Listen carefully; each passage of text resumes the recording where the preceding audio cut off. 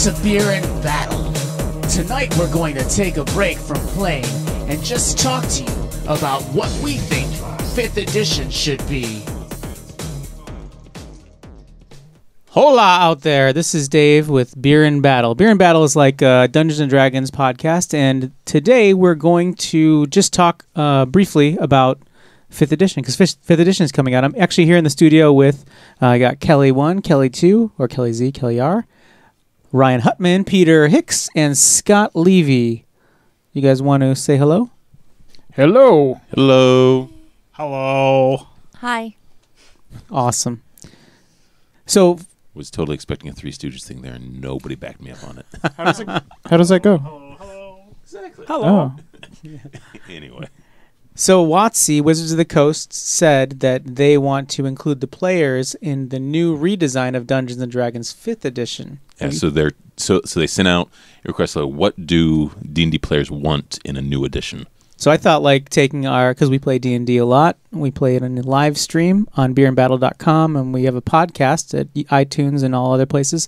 And I thought maybe we could chime in and say maybe what we think that 5th edition should have. So who wants to kick it off? What do you think 5th E should have? I'm ready. I know. What is it? I'll tell you the thing that I don't like right now is it feels like it gets too complex too quickly with all of the different effects that you could put on people, and you have to keep track of. So all like the ongoing damages, combat advantage. You've got a token for that. I have to have tokens for that, and still it's like, oh, what was that one again? Oh, it was, and who did that? Okay, and that lasts until how many rounds? And who marked him last? Yeah, pretty much. So those things are difficult to keep track of. So I'd like to see either less of those or an easy way to keep track of them. How would you fix it? I guess it's cool. I like to think about what my favorite things are from like all the other editions, and then think of what would be the best experience. Because I do like a lot of stuff from 4th edition. I like a ton of stuff. I'm a fanboy a little bit of 4th edition.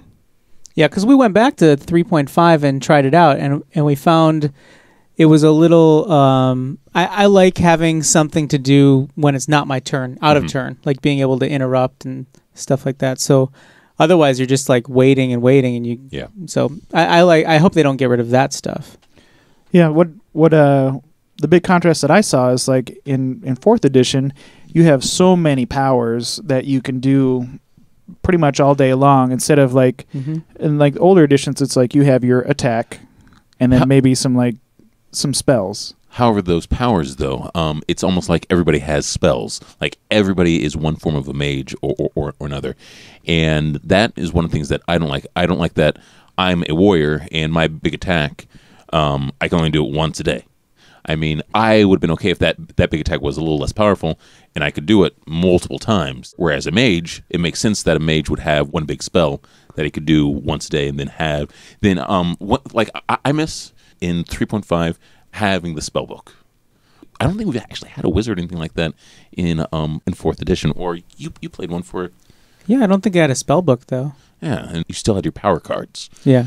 Yeah, but you can have a spell book. There's a couple classes that can have a spell book, and what you do is you sleep at night and you study different spells. And I remember that. Yeah. It still works the same, but I think just nobody's played one, so maybe that's why. I think it's too much work because you have your powers and then you have additional like on top of that. So not interested. I would like to see less effects to keep track of, less things to keep track of. Well, and certainly when you start, it's easier. But 4th edition is when you get to a higher level, it's like you have pages and pages of powers to keep track of, and on top of that, you've got items that have powers, and it gets to be a little bit overwhelming. I don't like the magic items with powers. I like how the magic items used to. They have solid stats here and there, and they had a set power, set like ability, like your ring flying. It allowed you to fly, right? And that there's so many great magic items that they had, and when they completely revamped the magic item list, it took me a while to even figure out what to do with the magic items, because it was a completely different mindset. Yeah, so I don't know, in regards to like the spellbook stuff, first, like, I remember not liking having to study your spells every day having, and then, what if you got interrupted, then you just don't have any spells that day? Yeah. I don't know. What do you guys, as far as, what do you, yay or nay on that? Well, my opinion is I like all the spells how they are. Just all the extra effects and conditions is what is too much to keep track of. So if maybe your major spell that you had, your daily, would have an effect or a condition, and it would last. Well, a lot of them have that already, but it just seems like there's way too many like at wills that grant combat advantage, or like an encounter I use every time that has this that lasts until the end of whatever turn. Just or maybe just something that would standardize them all. Like everybody would have a move that grants combat advantage or stuff like that. What? Peter's laughing. What's so funny? Every single time we change topic, where it's like, yeah, and that causes conditions. It's cool. Well, yeah. I understand. But to answer Scott's question about the spells, one things that I liked in how 3.0 and 3.5 did that, you had sorcerers and then you had wizards. Sorcerers didn't really have a spell book. They chose from a set list, and they could fire off as many times as one of that one spell, whereas wizards, it was more of a tactical choice. Like, I want this. You could cast more spells, but you were set in what you were going to cast.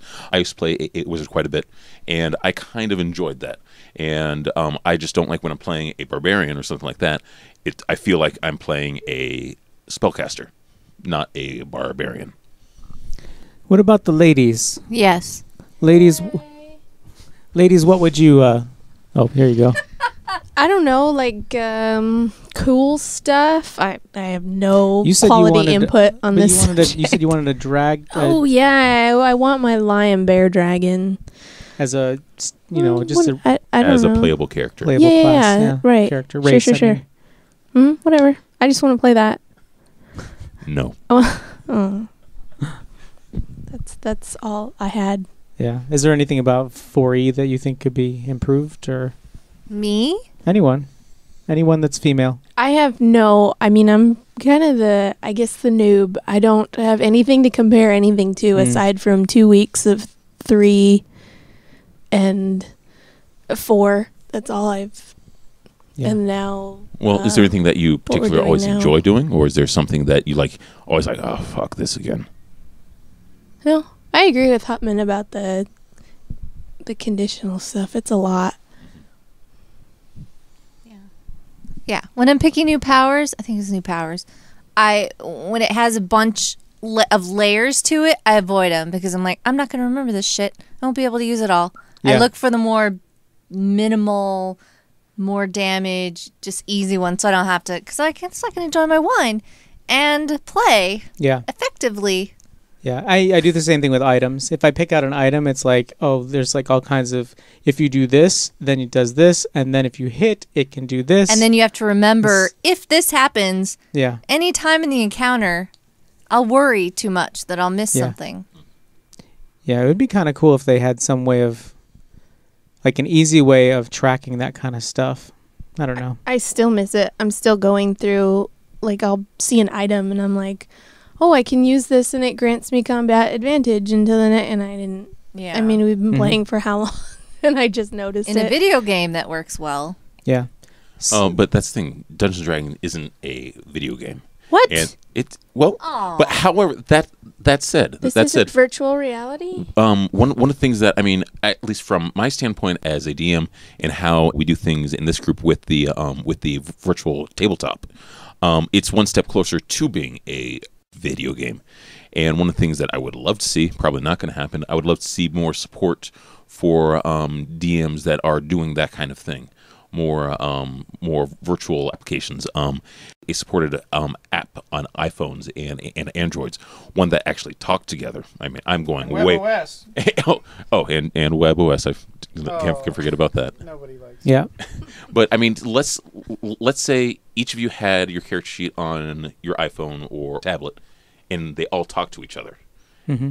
That'd be fucking cool. And then I could say, okay, I've got a condition until next round, and then it knows as it goes around. Oh, it's your turn. Okay, you still have this bleed. You still have this condition. Now it's in your turn. Did you save? Yes. Okay, it's gone. I know that's a lot. I know that's asking for a lot, but I mean, Well, it sounds like somebody needs to start studying crowdsource it. C++ Just say, or hey, Objective C. Python or a little Java. WOTC could put out a basic platform and say, hey guys, we're doing this. Build stuff for this. Well, there's so many nerds that play D&D. And it could what would be awesome is if they had like a little itty bitty base that you could put your miniatures on, and it would track that, and then like when we project onto the table or you set it on a flat screen, it would kind of. It's like Skylanders. Yeah, exactly. Well, some of the virtual tables that people are doing on their own actually does some of that stuff, and it's pretty fucking cool. That's what I want in 5. Wonder what I want. I want. I don't know. Come back to me. Well, anyone who listens to this and is interested in putting their 2 cents in, you can go on Wizards of the Coast website to the forums, and you can sign up there, and you can just put in the message boards. That's where they're going to Wizards of the Coast is going to listen to people's feedback. There's a couple of major posts where people are tracking, like a survey basically. You just fill out, do you think that it should be levels 1 to 20, or do you think it should be 1 to 30? Do you think there should be a lot of classes to start from, or do you think there should be a lot of races to pick from? Do you think that magic items should be fluff, or they should be, serious mechanically? So there's a lot of really cool questions that they pose. And that's on the forums? Yeah, that's on the Wizards forums. Okay, cool. Anything else? Me. I have to come up with something, huh? What should they do to bard damage? Well, bards should definitely do more damage. I kind of think that when you fight an enemy, I think it goes on. The battle stuff goes on a little too long. I wish it was a little bit briefer and more dangerous. So I don't know if that means like less hit points and more damage, or I don't know, but it just seems to drag on. And so I think that I wish it was a little bit more brutal with the encounters. I wish it would go a little quicker. I can make that happen. Yeah. Peter can. That's part of the DM can kind of adjust that. But I think there is an issue of scaling as far as the higher level you go. It seems like the encounters just take longer because they have more hit points. And I don't seem to do that much more damage as a higher level character. I mean, not a lot more damage. Ryan does. We haven't hit. When does everything do 20. double? 21. I think it's 16 or. We're pretty close to. No, it. we're after that. I think You guys should be 18. I think we're 17. We should be doing better. Well, you guys are supposed to have. Maybe it is epic then. It's where you start off and all your at wills are now double damage.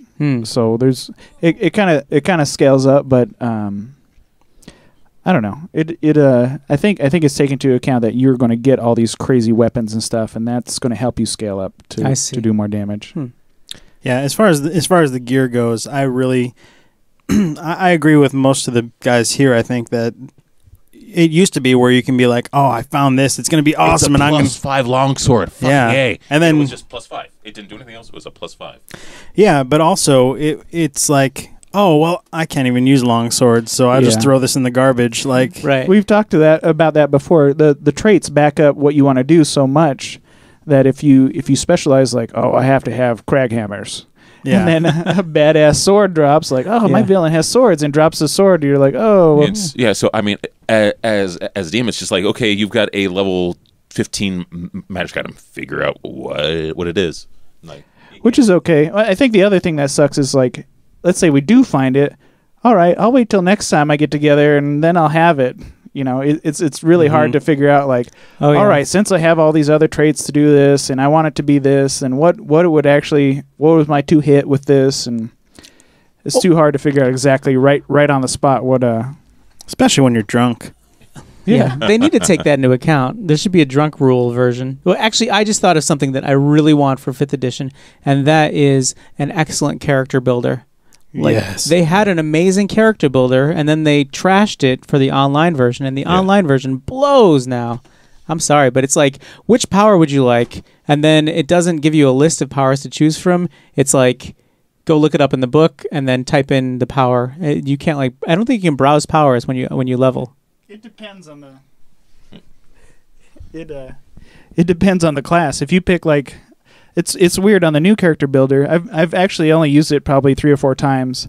On the new one, there's like if you want to play the new class, it has very few powers, or it's like limited from a subset of powers, like a hybrid character. And it's really hard. Like some of the classes, if you just want to play a ranger, it's just like the old character builder. You have all the same powers, all the same choices to go through. But there's a bunch of new classes. Like one's like I think a hexer or a hex master. Sure, like I'm a bard, sword bard or whatever. I don't know, song blade. So it. When you choose that as a class, it has very different. There's just not a lot of support for that. So there's like very few choices. It's like 1 or 2.